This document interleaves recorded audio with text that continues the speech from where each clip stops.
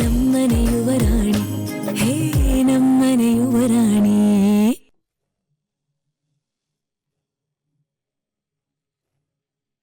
ಓ, ಇದೆಲ್ಲ ಮಾಡಿದ್ದು ನೀವಾ?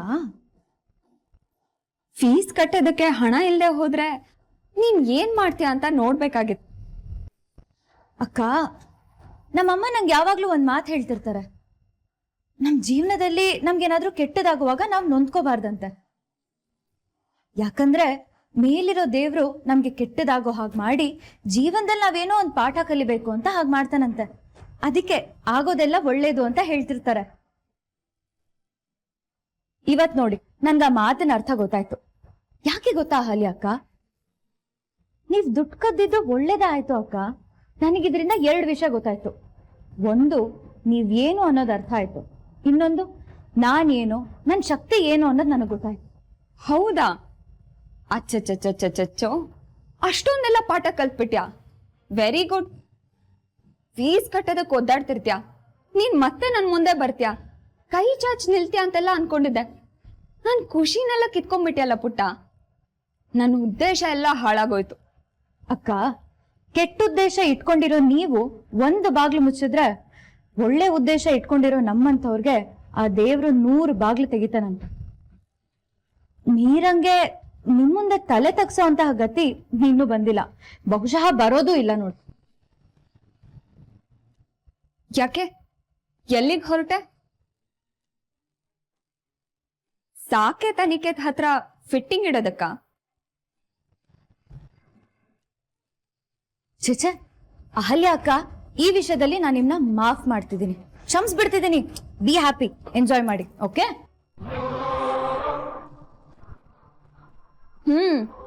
ಯಾಕೆ, ಸೋತ್ ಬಿಡ್ತೀನಿ ಅನ್ನೋ ಭಯನಾ? ಪರವಾಗಿಲ್ವೇ, ಈ ಮನೆ ಮಗಳಿಗೆ ನನ್ನನ್ನ ಸೋಲ್ಸೋ ಶಕ್ತಿ ಇದೆ ಅಂತ ಅನ್ಕೊಂಡಿದ್ದೆ. ಆದ್ರೆ ನೀನ್ ಹೀಗ್ ಸೋತು ಬೆನ್ ತಿರ್ಗಿಸ್ಕೊಂಡು ಹೋಗ್ತೀಯ ಅಂತ ಅನ್ಕೊಂಡಿರ್ಲಿಲ್ಲ. ಅಕ್ಕ, ಅವ್ರವ್ರ ಭಾವ ಅವ್ರವ್ರ ಭಕ್ತಿಗ್ ಬಿಟ್ಟಿದ್ದು. ನೀವ್ ಹಾಗ ಅನ್ಕೊಂಡ್ರೆ ನಾನೇನು ಮಾಡೋದಕ್ಕಾಗಲ್ಲ. ಅದಿರ್ಲಿ ಪುಟ್ಟ, ಇಷ್ಟೊಂದು ಹಣ ಎಲ್ಲಿಂದ ಬಂತು ನಿನ್ ಹತ್ರ? ಕಳ್ತನ ಗಿಳ್ತನ ಏನಾದ್ರೂ ಮಾಡಿದ್ಯಾ? ನನ್ ಬ್ಯಾಗಲ್ಲಿ ಇದ್ದಿದ್ದ ಹಣನ ಕಳ್ತನ ಮಾಡಿದವರು ನನ್ ಕಣ್ಣೆದುರುಗಡೆನೆ ಇದಾರೆ. ಕಳ್ರು ಯಾರು ಅನ್ನೋದು ಗೊತ್ತಾಯ್ತಲ್ವಾ?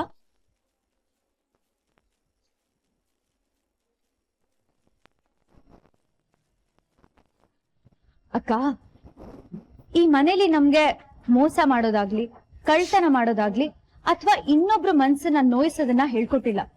ಇಲ್ಲೇನೇ ಇದ್ರೂ ಒಳ್ಳೆ ದಾರಿನ ಹಿಡಿಬೇಕು, ಒಳ್ಳೆ ಕೆಲ್ಸ ಮಾಡ್ಬೇಕು ಅನ್ನೋದನ್ನಷ್ಟೇ ಹೇಳ್ಕೊಟ್ಟಿದ್ದಾರೆ. ಶಾಂತಲಮ್ಮ ಬಾಳಿ ಬದುಕಿದ ಮನೆ ಇದು. ಇಲ್ಲಿ ಬರೀ ಒಳ್ಳೇದನ್ನಷ್ಟೇ ಕಲಿಯೋದಕ್ಕಾಗದು, ಮೋಸ ವಂಚನೆನಲ್ಲ.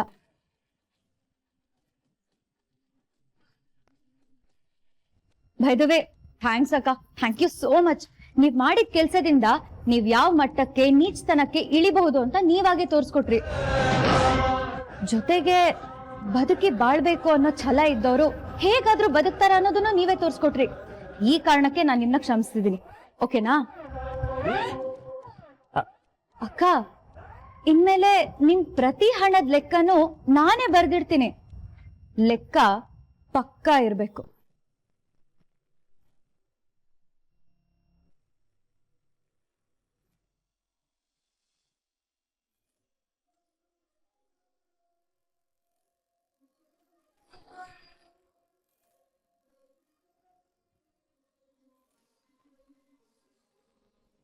ಏನಾಯ್ತು ಅಣ್ಣ? ನಮ್ ಮೀರಾ ಬದ್ಲಾಗಲ್ಲ ಅಲ್ವಾ? ಕಡೆವರೆಗೂ ಹೀಗೆ ಇರ್ತಾಳ. ನಾವೆಲ್ಲಲ್ಲಿ ನೀರಿನ ಬಗ್ಗೆ ಬರ್ದಿದಾರ? ಇಲ್ಲ ಅಣ್ಣ, ನಾವು ಟೆನ್ಷನ್ ಮಾಡ್ಕೊಂಡಿದ್ದು, ಅವಳು ದುಡ್ಡು ಹುಡ್ಕೊಂಡು ಹೋಗಿದ್ದು, ಇದನ್ನೆಲ್ಲ ನೆನ್ಸ್ಕೊಂಡ್ರೆ ನಂಗೆ ನಗು ಬರ್ತಾ ಇದೆ. ಪರವಾಗಿಲ್ವೇ, ನಾವೆಲ್ಲ ಓದ್ತಾ ಇದ್ರು ನೀರಿನ ಬಗ್ಗೆ ಯೋಚನೆ ಮಾಡ್ತಿದ್ಯಾ? ನನ್ ಬಗ್ಗೆನಾ? ನನ್ ಬಗ್ಗೆ ಯಾರು ಯೋಚನೆ ಮಾಡ್ತಿದ್ದಾರೆ ಸಾಕು? ಇನ್ಯಾರು? ಇವನೇ ಗುಗ್ಗುನಾ ನನ್ ಬಗ್ಗೆ ಯೋಚನೆ ಮಾಡ್ತಿದ್ದಾನಾ? ಏನಪ್ಪ, ಏನಂತ ಬೈಕೋತಿದ್ದೆ? ಮರದಿಂದ ಹಿಡ್ದು ಮನುಷ್ಯರವರೆಗೂ ಜಗತ್ತಲ್ಲಿ ಪ್ರತಿಯೊಂದು ವಸ್ತುನೂ ಬದಲಾಗುತ್ತಂತೆ.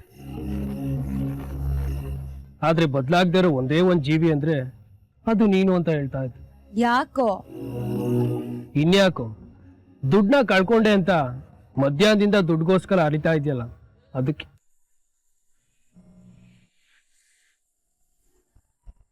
ಮೀರಾ ದುಡ್ಡು ಸ್ಕೂಟಿಲೇ ಇದ್ರು ಊರೆಲ್ಲ ಸುತ್ತಿದಾಳೆ ಅಂದ್ರೆ ನಂಗಂತೂ ತುಂಬಾ ಆಶ್ಚರ್ಯ ಆಗ್ತದೆ. ನಿಮ್ಗಿದು ಅನ್ಬಿಲೀವಬಲ್ ಅಂತ ಅನ್ನಿಸ್ತಿಲ್ವಾ? ಅಹಲ್ಯ ಅವ್ರೆ, ದೀಪದ ಕೆಳಗೆ ಯಾವತ್ತೂ ಕತ್ಲೆ ಇರುತ್ತಂತೆ. ನಮ್ಮ ಮೀರಾನು ಹಾಗೆ, ಕೈಯಲ್ಲೇ ಇದ್ರು ಊರೆಲ್ಲ ಹುಡುಕ್ತಾಳೆ.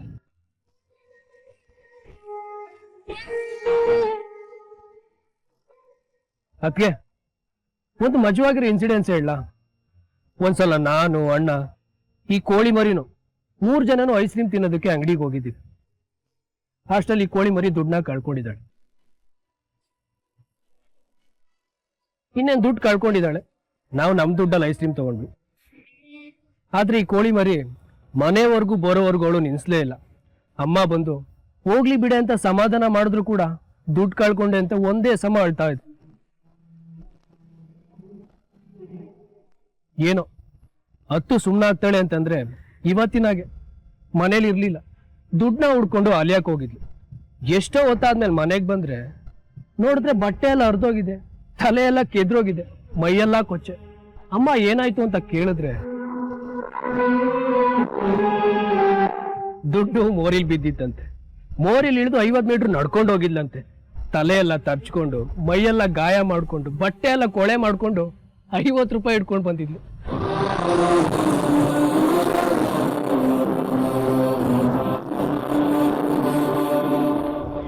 ಇವತ್ತು ಆ ದಿನ ನೆನ್ಪಾಯ್ತು. ಅದಕ್ಕೆ ಇವಳು ಯಾವತ್ತೂ ಹೀಗೇನೆ, 1 ರೂಪಾಯಿನೂ ಆಚೀಚೆ ಆಗೋದಕ್ಕೆ ಬಿಡಲ್ಲ. ಲೆಕ್ಕದಲ್ಲಿ ದುಡ್ಡಿನ ವಿಷಯದಲ್ಲಿ ಪಕ್ಕ.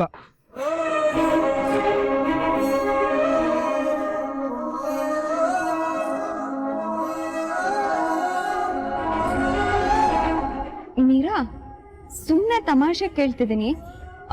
ದುಡ್ಡೆಲ್ಲ ಕಳ್ಕೊಂಡ್ಬಿಟ್ಟು ದುಡ್ಡು ಸಿಕ್ತು ಅಂತ ಸುಳ್ಳು ಹೇಳ್ತಿಲ್ಲ ತಾನೆ? ಇದೇನು ಹೇಳ್ತಿದ್ದೀರಾ ಅಹಲ್ಯ ಅವ್ರೆ? ನಮ್ಮ ಮೀರಾ ನಮ್ಮ ಹತ್ರ ಯಾವತ್ತೂ ಸುಳ್ಳು ಹೇಳಲ್ಲ. ಇದೊಂದು ಅಪರಂಜಿ ಬಂಗಾರ. ಹ್ಞೂ, ಅದಕ್ಕೆ ಇದ್ರ ತರಲೆ ತುಂಟತನ, ದರ್ಪ, ಕೋಪ ಎಲ್ಲ ತೋರಿಸುತ್ತೆ. ಆದ್ರೆ ಇದ್ರ ಮನ್ಸಲ್ಲಿ ಮೋಸ ಇಲ್ಲ, ಕಪಟ ಇಲ್ಲ, ಸುಳ್ಳು ಹೇಳಲ್ಲ. ಇವಳು ನಮ್ಮ ಮುಂದೆ ಸುಳ್ಳು ಹೇಳೋದಕ್ಕೆ ಸಾಧ್ಯನೇ ಇಲ್ಲ.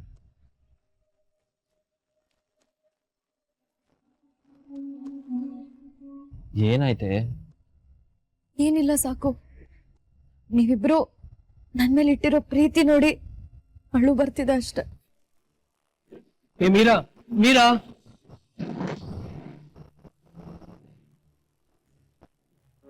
ಪಾಪ ಕಣು, ನೊಂದ್ಕೊಂಡ್ಬಿಟ್ಲು ಅನ್ಸುತ್ತೆ. ನೀನೇನ್ ಚಿಂತೆ ಮಾಡ್ಬೇಡ, ನಾನೋಗ ಅವಳ ಹತ್ರ ಮಾತಾಡ್ತೀನಿ.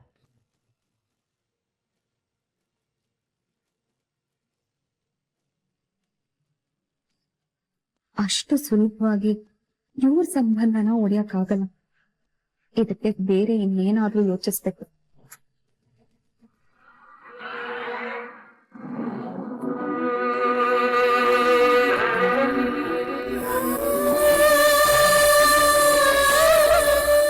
ಸಾರಿ ಕಣ್ರು,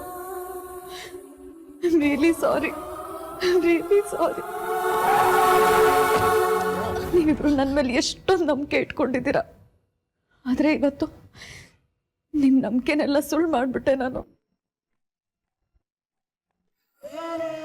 ನೀವೆಷ್ಟೇ ಕೇಳಿದ್ರು ನಿಜ ಹೇಳ್ದೆ, ಸುಳ್ಳು ಹೇಳ್ಬಿಟ್ಟೆ. I'm sorry, I'm sorry ಕಣ್ರು. ಅಕ್ಕ,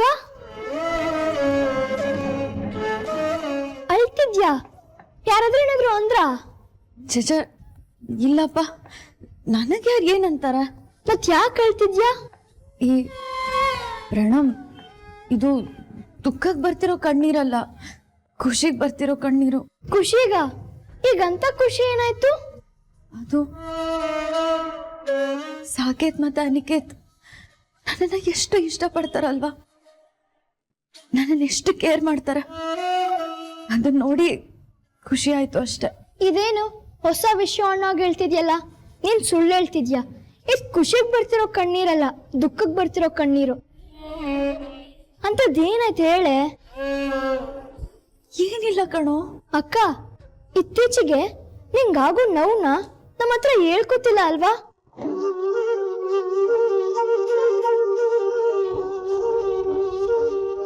ಹೌದು, ನನ್ಗೇನೋ ಆಗ ಅನ್ಸ್ತಿದೆ. ನೀನ್ ನಮ್ಮಿಂದ ಏನೋ ಮುಚ್ಚಿರ್ತಿದ್ಯಾ, ನಿನ್ ಹರ್ಟ್ ಆಗ್ತಿದೆ. ಹಾಗೇನಿಲ್ಲ ಕಣೋ ಪ್ರಣವ್. ನನ್ನನ್ನ ಅವರಿಬ್ಬರಷ್ಟೇ ಅಲ್ಲ, ನೀನು ಕೇರ್ ಮಾಡ್ತೀಯ, ನನ್ನನ್ನ ಅಬ್ಸರ್ವ್ ಮಾಡ್ತೀಯ. ನನ್ಗೇನಾಯ್ತು ಅಂತ ಕೇಳ್ದಿಯಲ್ಲ, ಅಷ್ಟು ಸಾಕು ನನ್ಗೆ. ನನ್ಗಿದೆ ಖುಷಿ, ನನ್ಗಿದೆ ಖುಷಿ.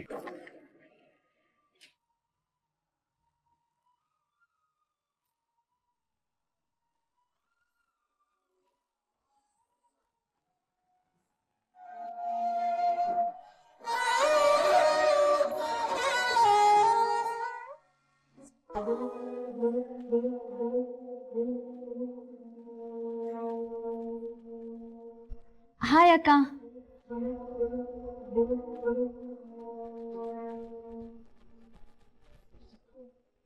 ಅಕ್ಕ, ಯಾಕೆ ಮುಖ ಅನ್ಕೊಂಡಿದ್ಯಾ? ಏನಾಯ್ತು? ಏನಿಲ್ಲ. ಗುಡ್ ನೈಟ್ ಅಕ್ಕ. ಗುಡ್ ನೈಟ್.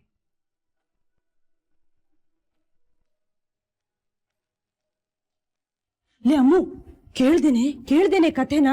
ಇವಳು 10,000 ರೂಪಾಯಿ ಬ್ಯಾಗಲ್ಲಿ ಇಟ್ಕೊಂಡಿದ್ಲಂತೆ. ಅದು ಅಪ್ಪಿ ತಪ್ಪಿ ಹೇಗೋ ಸ್ಕೂಟಿ ಡಿಕ್ಕಿಲಿ ಬಿದ್ದೋಯ್ತಂತೆ. ಅದನ್ನ ಅವಳು ನೋಡ್ಕೊಂಡಿರ್ಲಿಲ್ವಂತೆ. ಎಲ್ಲಿ ಕಳ್ಕೊಂಡ್ಬಿಟ್ನು ಅಂತ ಊರೆಲ್ಲ ಓಡಾಡಿದ್ಲಂತೆ. ಕೊನೆಗೆ ಸ್ಕೂಟಿ ಡಿಕ್ಕಿ ಓಪನ್ ಮಾಡಿ ನೋಡಿದ್ರೆ ಅಲ್ಲೇ ಇತ್ತಂತೆ. ಅಲ್ಲ ಕಣೆ, ಯಾರಾದ್ರೂ ಇದನ್ನ ನಮ್ಮ ಮಾತೇನೆ? ಇದಕ್ಕೆ ಹೇಳೋದು, ಆ ಹುಡುಗಿ ಮಾತು ಬರೀ ಬಣ್ಣದ ಮಾತು ಅಂತ. ಎಷ್ಟು ಸುಳ್ಳು ಹೇಳ್ತಾಳೆ ನೋಡು. ಈ ರೀತಿ ಸುಳ್ಳು ಹೇಳಿ ಹೇಳಿ ಅದಿನ್ನೇನೇನು ಮೋಸ ಮಾಡಿದಾರ ಇವರೆಲ್ಲ. ಇಂಥ ಸುಳ್ಳಿನ ನೀನು ಹೊಗಳಿ ಅಟ್ಟಕ್ಕೇರಿಸ್ತೀಯ. ಅವ್ರ ತರ ಇರ್ಬೇಕು ಅಂತ ಮಾತಾಡ್ತೀಯ.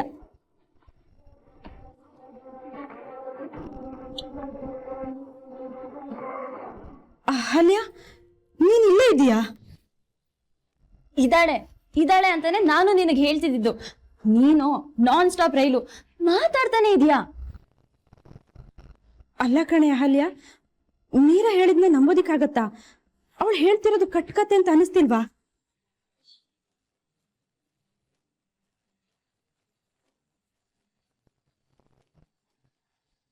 ಅಮ್ಮ, ಸ್ವಲ್ಪ ಹಿಂದೆ ಮುಂದೆ ನೋಡ್ ಮಾತಾಡಮ್ಮ.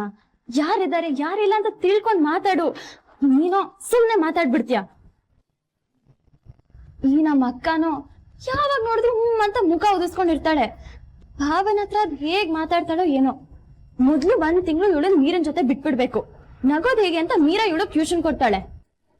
ಆ ಸುಳ್ಳು ಹೇಳೋಳ ಜೊತೆ ಸೇರ್ಬಾರ್ದು ಅಂತ ನಾನು ಹೇಳ್ತಾ ಇದ್ರೆ ಅವಳ ಜೊತೆ ಸೇರ್ಬೇಕಂತೆ. ಅವಳ ಜೊತೆ ನೋಡು, ಮೀರಾ ಜೊತೆ ನೀನೇನಾದ್ರೂ ಜಾಸ್ತಿ ಓಡಾಡೋದು ಮಾತಾಡೋದು ಕಂಡ್ರೆ ಚೆನ್ನಾಗಿರಲ್ಲ. ಅವಳಿಂದ ದೂರ ಇದ್ಬಿಡು.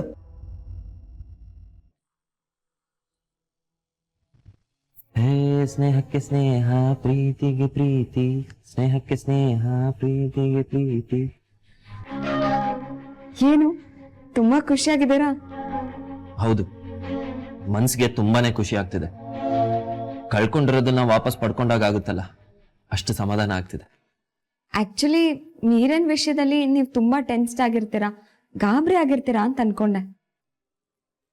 ನಿಜ, ಮೀರಾ ಕಾಣ್ದೆ ಹೋದಾಗ ನನ್ನ ಹೃದಯನೇ ನಿಂತೋಗಿತ್ತು. ನಮ್ ಮೀರಾ ತಪ್ಪು ಮಾಡೋಳಲ್ಲ, ಅದಂತೂ ಗೊತ್ತಿರೋದೆ. ಆದ್ರೆ ಅವಳು ಎಲ್ಲಿ ಹೋಗಿದ್ದಾಳೆ ಅಂತ ತಿಳಿದೆ. ಅವಳ ಫೋನ್ ಬೇರೆ ಸ್ವಿಚ್ ಆಫ್ ಆಗಿರೋದ್ರಿಂದ ಗಾಬರಿ ಆಗಿತ್ತು. ಆಗೋದೆಲ್ಲ ಒಳ್ಳೇದಕ್ಕೆ ಅಂತ ಹೇಳ್ತಾರಲ್ಲ, ಇದಕ್ಕೆ ಇರ್ಬೇಕು. ಮೋಸ್ಟ್ಲಿ ನಾವು ಕಳ್ಕೊಂಡಿರೋದನ್ನೆಲ್ಲ ವಾಪಸ್ ಕೊಡೋದಕ್ಕೆ ಅಂತಾನೆ ಈ ಘಟನೆ ನಡೀತು ಅನ್ಸುತ್ತೆ. ಏನ್ ಕಳ್ಕೊಂಡಿದ್ರಿ? ಅಲ್ಲೇ ಅವ್ರೆ, ನಾನು, ಅನಿ, ಮೀರಾ ದಿನ ರಾತ್ರಿ ನಮ್ಮ ಮನೆ ಟೆರೆಸ್ ಮೇಲೆ ಸೇರ್ತಾ ಇದ್ವಿ. ಗಂಟುಗಟ್ಲೆ ಮಾತಾಡ್ತಿದ್ವಿ, ಹರಟೆ ಹೊಡಿತಿದ್ವಿ. ಅವತ್ತಿನ ದಿನ ನಡೆದ ಘಟನೆಗಳನ್ನೆಲ್ಲ ಶೇರ್ ಮಾಡ್ಕೋತಿದ್ವಿ. ಅದರಲ್ಲಿ ತಮಾಷೆ ಇರ್ತಿತ್ತು, ಕಾಲೆಳೆಯೋದಿರ್ತಿತ್ತು, ಕಿಚಾಯಿಸೋದಿರ್ತಿತ್ತು, ಸಮಾಧಾನ ಮಾಡೋದಿರ್ತಿತ್ತು, ಎಲ್ಲಾ ತರದ ಭಾವನೆಗಳು ಇರ್ತಿತ್ತು. ಈ ಮದ್ವೆ ಗಡಿಬಿಡಿಯಿಂದ ಹಾಗೆ ಮನೇಲಿ ನಡೆದ ಕೆಲವು ಇನ್ಸಿಡೆಂಟ್ಗಳಿಂದ ನಾವು 3 ಜನ ಒಟ್ಟಿಗೆ ಸೇರಕ್ಕೂ ಆಗ್ಲಿಲ್ಲ, ನಮ್ಮ ಫೀಲಿಂಗ್ಸ್ನ ಹಂಚ್ಕೊಳ್ಳೋದಕ್ಕೂ ಆಗಲಿಲ್ಲ. ಈಗ ಮೀರಾ ಕಾಣೆಯಾಗಿದ್ದು ಅದಕ್ಕೊಂದು ದಾರಿ ಆಯ್ತು. ತುಂಬಾ ದಿನದ ನಂತರ ನಾವು 3 ಜನ ಒಟ್ಟಿಗೆ ಕೂತ್ ಮಾತಾಡಿದ್ದಕ್ಕೆ ಮನ್ಸು ಹಗುರ ಆಯ್ತು. ನಿಮಗ್ ಖುಷಿ ಆಯ್ತಲ್ಲ, ನನ್ಗೂ ಖುಷಿನ.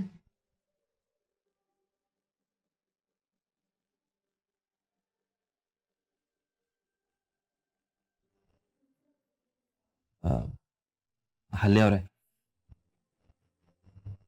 ಮೂವಿ ಮಿಸ್ ಆಯ್ತು ಅಂತ ನಿಮ್ಗೇನ್ ಬೇಜಾರಿಲ್ಲ ತಾನೆ? ಇಲ್ಲ, ಮೀರಾ ಇಲ್ದೆ ಮೂವಿಗಾದ್ರೂ ಹೇಗೆ ಹೋಗಕ್ಕಾಗ್ತಿತ್ತು? ಸಿನಿಮಾಗೆ ಇವತ್ತಲ್ಲ ಅಂದ್ರೆ ನಾಳೆ ಹೋಗ್ಬೋದು. ಆದ್ರೆ ಸಿನಿಮಾದಿಂದ ಸಿಗೋ 10ರಷ್ಟು ಖುಷಿ ನಿಮ್ಗೆ ಈಗ ಸಿಕ್ಕಿದೆಯಲ್ಲ, ಅದೇ ಸಂತೋಷ.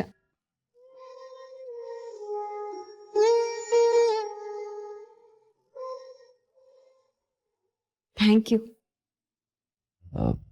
ಯಾಕೆ? ನನ್ನ ಫೇವ್ರೆಟ್ ದುಂಡು ಮಲ್ಗೆ ಹೂ ತಂದ್ಕೊಟ್ಟಿದ್ದಕ್ಕೆ.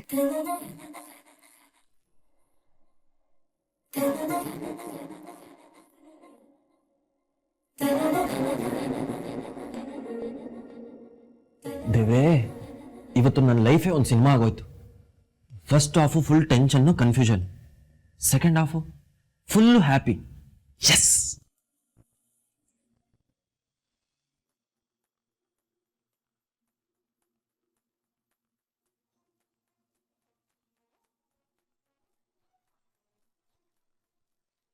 ಆಮೇಲೆ ಸಂಜೆಯಿಂದೆಲ್ಲ ಓದೋಕ್ಕಾಗಲ್ಲ. ಯಾವಾಗ ಟೈಮ್ ಆಗುತ್ತೋ ಅವಾಗೆಲ್ಲ ಓದ್ಕೊಂಡ್ಬಿಡ್ಬೇಕು.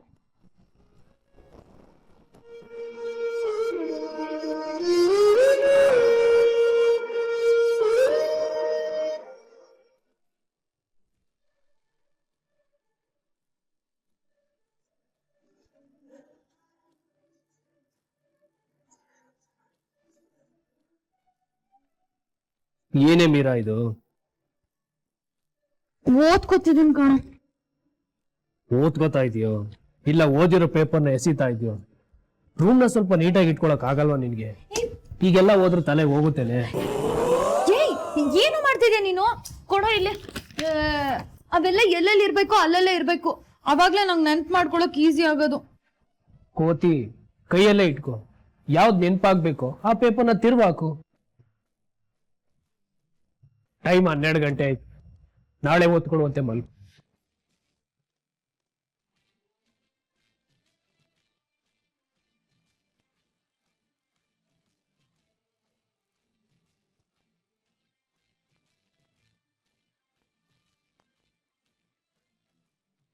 ಅವಾಗ್ಲೇ ಕತ್ಕೊಂಡು ನೋಡೋದು.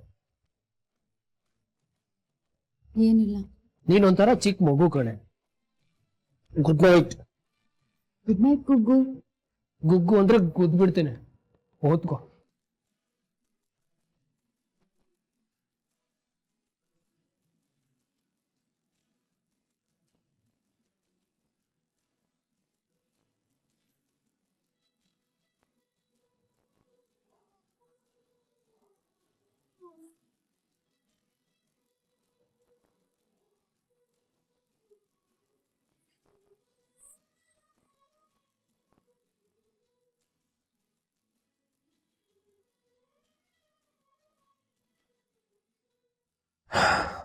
ಇವಳು ಬದಲಾಗಲ್ಲ, ನಾವೇ ಬದಲಾಗ್ಬೇಕು.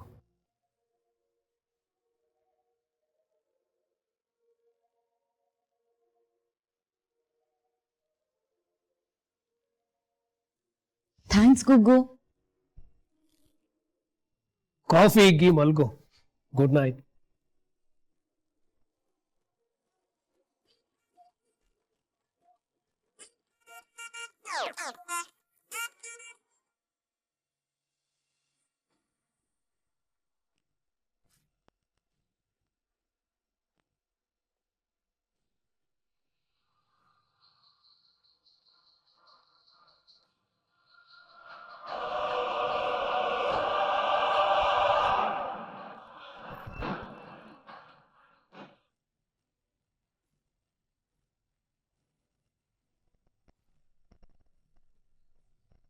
ಇವಳು ಯಾವತ್ತೂ ಹೀಗೇನೆ. ₹1 ಆಚೀಚೆ ಆಗೋದಕ್ ಬಿಡಲ್ಲ. ಲೆಕ್ಕದಲ್ಲಿ ದುಡ್ಡಿನ ವಿಷಯದಲ್ಲಿ ಪಕ್ಕ.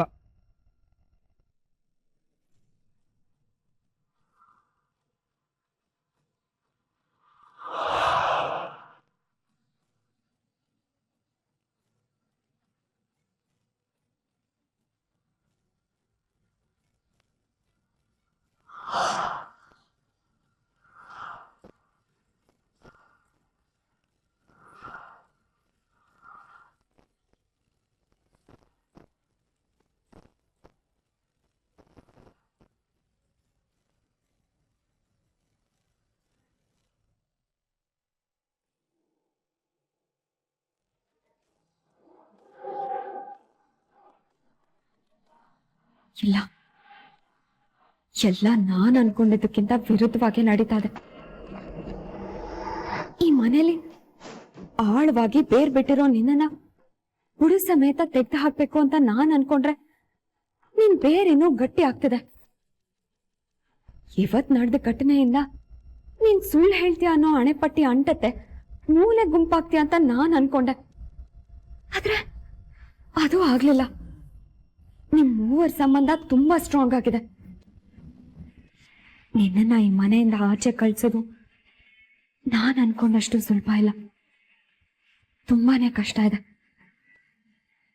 ನಿನ್ನನ್ನ ಈ ಮನೆಯಿಂದ ಆಚೆ ಕಳಿಸ್ದೆ ನಾನ್ ನನ್ ಗುರಿನ ತಲುಪೋದಕ್ಕಾಗಲ್ಲ. ಆದಷ್ಟು ಬೇಗ ನಿನ್ನನ್ನ ಈ ಮನೆಯಿಂದ ಆಚೆ ಕಳಿಸ್ಬೇಕು. ಹೇಗ್ ಕಳಿಸ್ಲಿ? ಏನ್ ಮಾಡ್ಲಿ?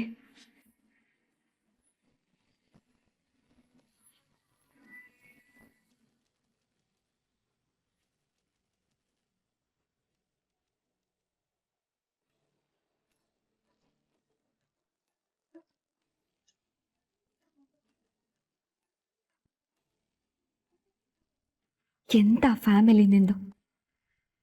ನಿನ್ನ ಮನೆಯಿಂದ ಆಚೆ ಹಾಕೋದಕ್ಕೆ ನಿಮ್ ಫ್ಯಾಮಿಲಿ ಅವರೇ ದಾರಿ ಮಾಡ್ಕೊಡ್ತಿದ್ದಾರೆ.